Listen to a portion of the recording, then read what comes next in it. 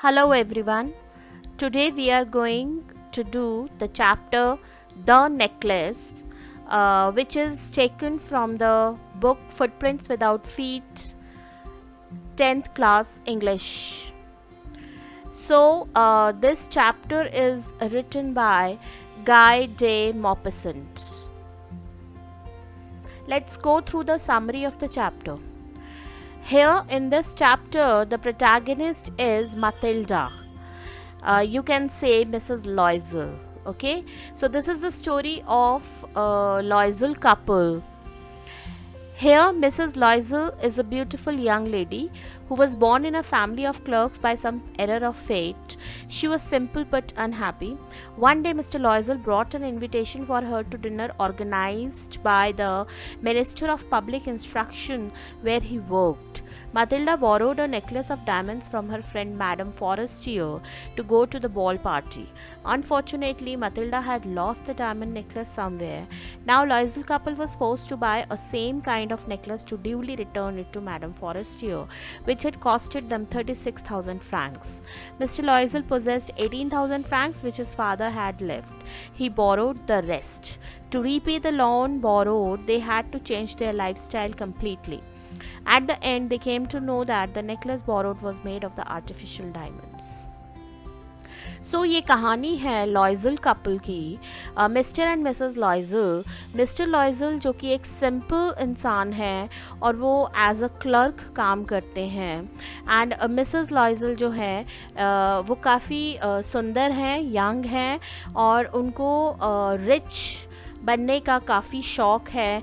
Means उन्हें लगता है कि वो फैमिली ऑफ क्लर्क्स में, वो क्लर्क की फैमिली में किसी दुर्भाग्यवश आ पहुंची है. She is simple but she is unhappy. वो अपनी प्रेजेंट सर्कमस्टांसेस से खुश नहीं हैं और जो भी उनके साथ जो आर्थिक परेशानियां हैं, जो फाइनेंशियल प्रॉब्लम्स हैं, वो उन चीज़ों से नाखुश हैं. तो एक दिन ये कहानी शुरू होती है कि एक दिन मिस्टर लॉयजल एक इनविटेशन लाते हैं मतिल्डा के लिए, और उस इनविटेशन में बॉल पार्टी का इनविटेशन होता है जो कि आया है मिनिस्टर ऑफ पब्लिक इंस्ट्रक्शन से, जहाँ पे मिस्टर लॉयजल वर्क करते हैं. तो अब मतिल्डा कहती है कि उनके पास वहाँ पर जाने के लिए कोई अच्छी ड्रेस नहीं है, तो वो कैसे जाएंगी, तो वो मना कर देती हैं. तो मिस्टर लॉयजल कहते हैं कि नहीं ठीक है, तो वो एक अच्छी सी ड्रेस बनवाते हैं उनके लिए. और उसके बाद फिर नेक्स्ट प्रॉब्लम होती है मतिल्डा के लिए कि उनके पास एप्ट सूटेबल ज्वेलरी नहीं है. तो इसके लिए मिस्टर लॉयजल सजेस्ट करते हैं कि आप अपने रिच फ्रेंड से ज्वेल्स जो हैं वो बोरो कर सकते हैं. एंड उनकी one of her rich friend is madam Forestier. तो फाइनली मतिल्डा मैडम फॉरेस्टियर के पास जाती हैं और वहाँ से उनसे एक डायमंड का नेकलेस बोरो करती हैं. और मतिल्डा जो है उस नेकलेस को पहनकर बॉल पार्टी में जाती है, काफ़ी एंजॉय करती है. लेकिन अनफॉर्चुनेटली वो नेकलेस जो है वो मिसप्लेस हो जाता है, वो खो जाता है. अब लॉयजल कपल बहुत परेशान हो जाते हैं क्योंकि वो डायमंड नेकलेस जो है वो बोरो किया गया था, और जब हम किसी से कोई चीज़ बोरो करते हैं, उधार लेते हैं, तो हमें उसको वापस करना भी ज़रूरी है. तो अब लॉयजल कपल जो हैं वो कंपेल्ड हो जाते हैं एक डायमंड नेकलेस खरीद कर वापस करने के लिए मैडम फॉरेस्टियर को. तो अब जैसे वो मार्केट में जाके सर्वे करते हैं तो एक नेकलेस उन्हें मिलता है जो कि सेम टू सेम दिखने में है, और उस नेकलेस की कॉस्ट होती है 36,000 फ्रैंक्स. ओके, बट मिस्टर लॉयजल के पास सिर्फ 18,000 फ्रैंक्स है जो उनके फादर उनके लिए छोड़ कर गए थे, और बाकी जो 18,000 है वो उसका लोन ले लेते हैं, वो उधार ले लेते हैं। अब उस लोन को रीपे करने के लिए उन्हें काफ़ी तकलीफ़ों का सामना करना पड़ता है। उन्हें काफ़ी पैसे बचाने की ज़रूरत है उस लोन को रीपे करने के लिए, और उस सेविंग के लिए उन्हें अपनी पूरी लाइफस्टाइल जो है चेंज करनी पड़ती है। एंड फाइनली उन्हें एंड में पता चलता है कि जिस डायमंड नेकलेस के लिए उन्होंने अपनी पूरी लाइफस्टाइल चेंज की, उन्होंने अपने जीवन के 10 साल जो हैं वो ख़राब कर दिए, गरीबी में बिताए, और वो जो नेकलेस था वो रियल डायमंड नेकलेस नहीं था, वो एक आर्टिफिशियल डायमंड नेकलेस था। Okay, So I have prepared some key points to remember for you people. Please go through it. The number one is the character sketch of Matilda, who is Mrs. Loisel. Okay, so here some points are ready for you.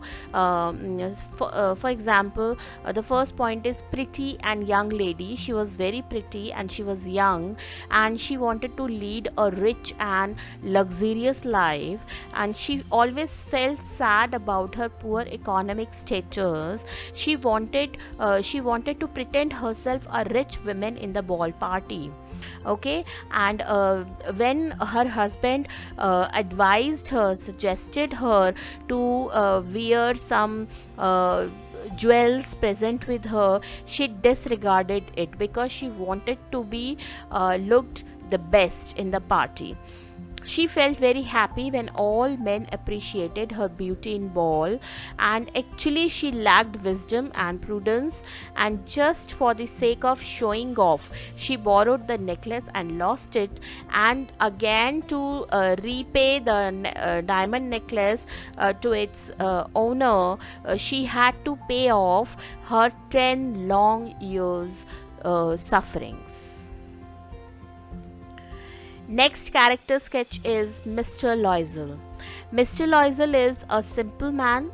He is working as a clerk, and he is very loving and caring for his wife, and he suggested to borrow a necklace from her a rich friend, and when he used his hard-earned saving to buy a new necklace, whatever he had got from his father, that is 18,000 francs, he just paid it off to buy the new necklace. He worked very hard to repay his debt, the loan that he had taken, that 18,000 francs he had taken. Then he was ready to make enormous sacrifices to maintain his family happiness, and he was believer in living life within one's means. Okay, Matilda was always unhappy as she was not satisfied with what life and fate had given to her. She believed that she was born in a family of petty clerks through some error of destiny. She dreamt of a big and grand house, marvelous dishes, good dresses and jewels. She hated to give an image of poverty, but the harsh realities of life made her unhappy and dissatisfied with her lot. Matilda हमेशा नाखुश रहती थी, क्योंकि उसे लगता था कि वो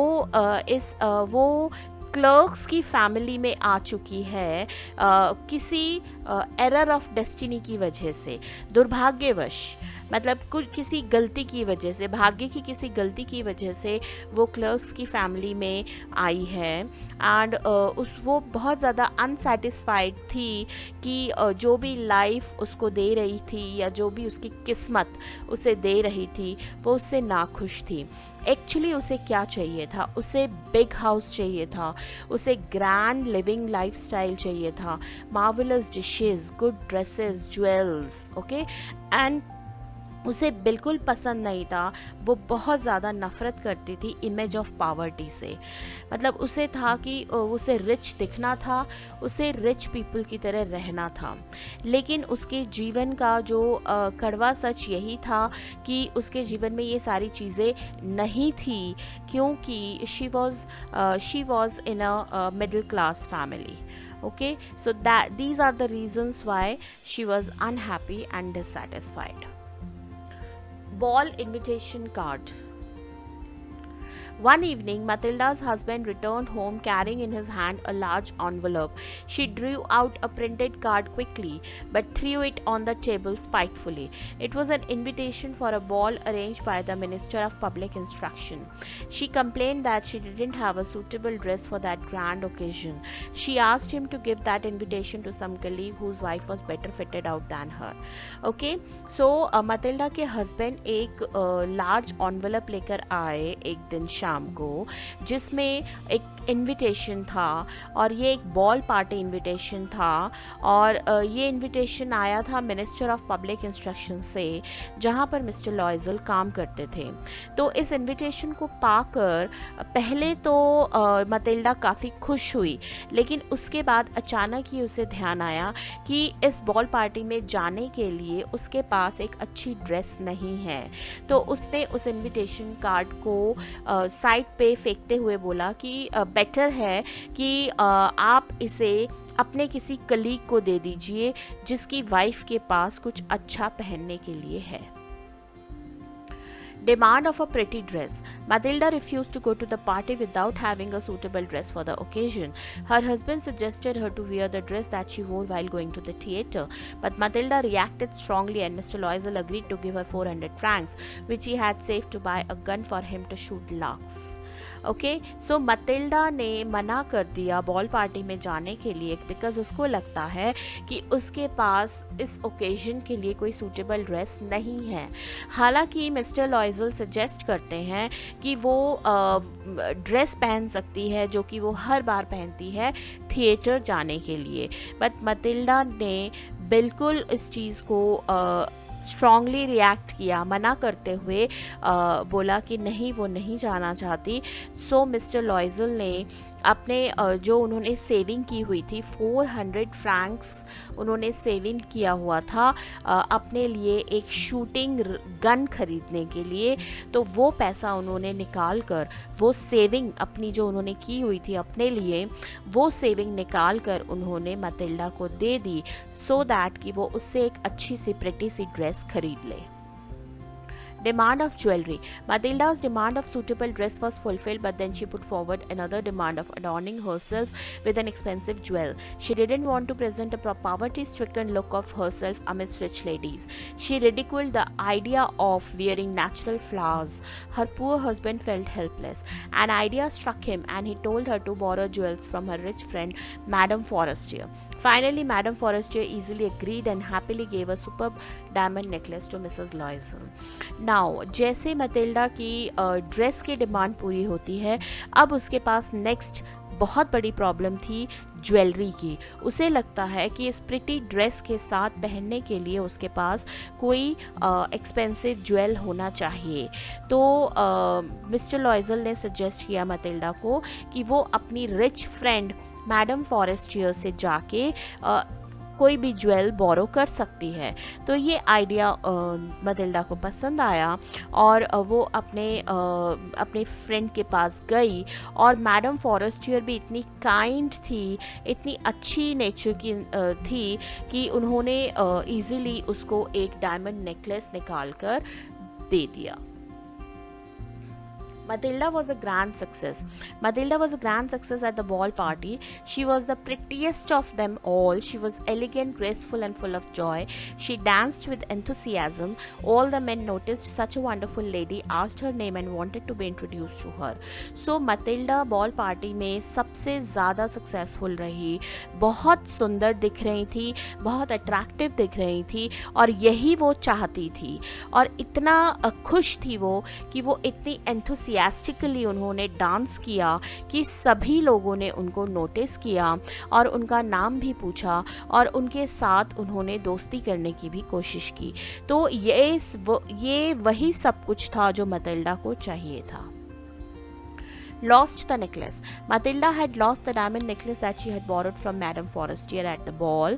When it was not found in the folds of her dress, in the folds of the cloak, in pockets everywhere, Mr. Loisel went out. He went over the track in search of the lost necklace. He didn't succeed in finding out the necklace anywhere. So ball party से वापस आते हुए Matilda ने notice किया कि उसका necklace उसके गले में नहीं है.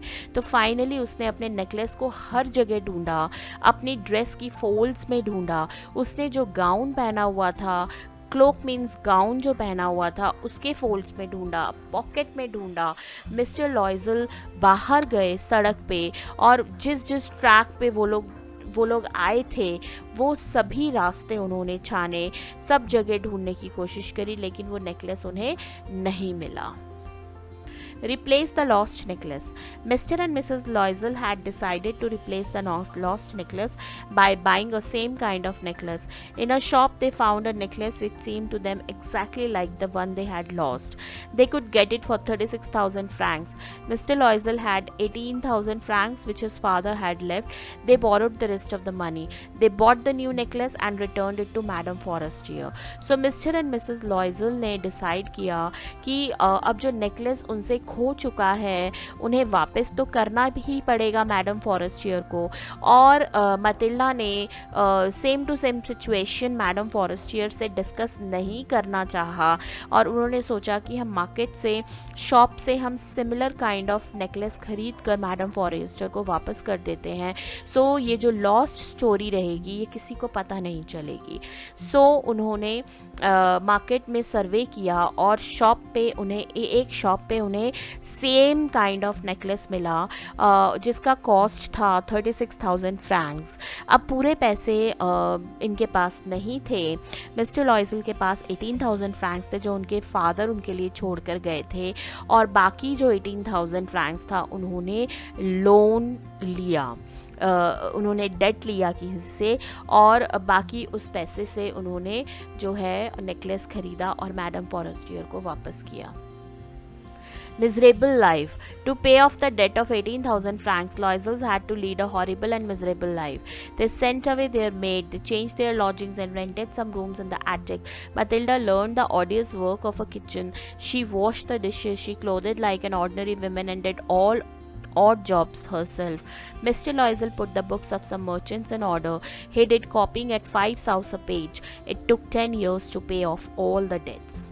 So अब जो 18,000 फ्रैंक्स का जो उन्होंने लोन लिया था उस लोन को रीपे करने के लिए उन्हें काफ़ी सेविंग करने की ज़रूरत थी और वो सेविंग तभी हो सकती थी कि जब वो अपने पर्सनल खर्चों को कंट्रोल करे. सो उन्होंने अपने खर्चे बिल्कुल कम कर दिए और इसकी वजह से उन्हें एक हॉरिबल और मिजरेबल लाइफ लीड करनी पड़ी. उन्होंने अपने मेड्स जो एक्स्ट्रा सर्वेंट्स थे, मेड्स थे, उन सब की छुट्टी कर दी. उन्होंने अपना घर बदल लिया, छोटा सा एक कमरा उन्होंने एटिक पे ख़रीदा और मटिल्डा जो है सारे घर के काम खुद ही करती थी. उसका जो किचन का काम था, जो बर्तन धोना या फिर जितने भी घर के काम थे वो खुद ही करती थी सिर्फ पैसे बचाने के लिए. और वो सिर्फ एक ऑर्डिनरी विमेन की तरह ड्रेसअप होती थी. और मिस्टर लॉयजल ने भी एक्स्ट्रा काम किया. उन्होंने कॉपिंग का काम किया और ये ऐसी लाइफ उनकी पूरे 10 साल तक चलती रही और पूरे 10 साल उन्हें लगे अपने लोन को रीपे करने में. Matilda not recognized. One day Matilda was taking a walk in the Champs-Élysées. She suddenly saw a woman walking with a child. It was Madame Forestier. She was still young, pretty and still attractive. But Mrs. Loisel looked just the different. She had so much changed that Madame Forestier could not recognize her. Matilda से एक दिन मिली madam Forestier और madam Forestier ने देखा कि Matilda को वो पहचान नहीं पा रही है, लेकिन मटिल्डा ने मैडम फॉरेस्टियर को पहचान लिया. वो बिल्कुल वैसी ही थी जैसी वो 10 साल पहले थी, बिल्कुल यंग, प्रिटी और अट्रैक्टिव दिखती थी. लेकिन मिसेस लॉयजल जो थी वो बिल्कुल चेंज हो चुकी थी. She was looking absolutely different. क्योंकि इतना काम करने के बाद, इतनी गरीबी को देखने के बाद, जो उसका यूथ था, उसकी जो प्रिटीनेस थी, उसकी जो अट्रैक्टिवनेस थी, वो सब ख़त्म हो चुकी थी. False necklace. In the end, Madame Forestier told Matilda that the necklace which she lent to her and for whose replacement they had to suffer so much was really a false one. The ending of the play is quite unexpected but logical as well as ironical. The necklace that brought so much ruin and miseries to Matilda and her husband turned out to be a false one. So Madame Forestier ने Matilda को बताया.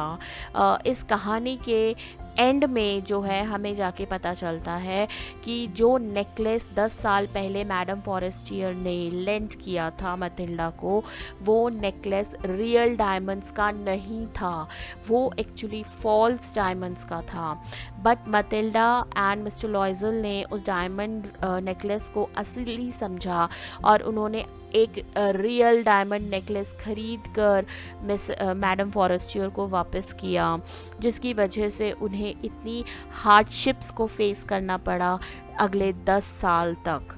Okay, सो जो वो necklace जो था, जिसकी वजह से उनकी लाइफ में इतनी सारी परेशानियां आई, इतनी सारी चीज़ें ख़राब हुई, तो वो एक फॉल्स नेकलेस था. Biggest mistake. The biggest mistake that Matilda committed was that she didn't take her friend into confidence. She should have told the whole story as it had happened. Then only Madame Forestier would have come out with the fact that the necklace lent by her was made up of absolutely false diamonds. So इस कहानी से हमें क्या सीख मिलती है कि अगर हमारे साथ कोई बुरा एक्सपीरियंस होता है तो हमें किसी तरह की बात को हाइड नहीं करना चाहिए, हमें उस बात को शेयर करना चाहिए, क्योंकि शेयरिंग से सल्यूशन निकलता है. अगर यहाँ पर मतिल्डा ने मैडम फॉरेस्टियर को कॉन्फिडेंस में लिया होता और उसे जाके सारी बातें सच बताई होती, तो शायद मैडम फॉरेस्टियर ने बताया होता कि चिंता की कोई बात ही नहीं है, क्योंकि वो जो नेकलेस है वो रियल नहीं है, वो आर्टिफिशियल है. तो शायद इतनी हार्डशिप्स का सामना नहीं करना पड़ता और ये इतनी बड़ी मिसअंडरस्टैंडिंग नहीं होती. So the moral of the story is that कि हमें बातों को अपने तक सीमित नहीं रखना है, हमें समझदार लोगों से बात करनी चाहिए, उनसे शेयर करना चाहिए और उनके सजेशंस को मानना चाहिए. So thank you so much. I would recommend that you all will read the chapter thoroughly, because reading of the chapter is very very important. Please read the chapter word to word and then go through the key points to remember, prepared by me for you. Then you will be easily able to write your answers. Thank you so much.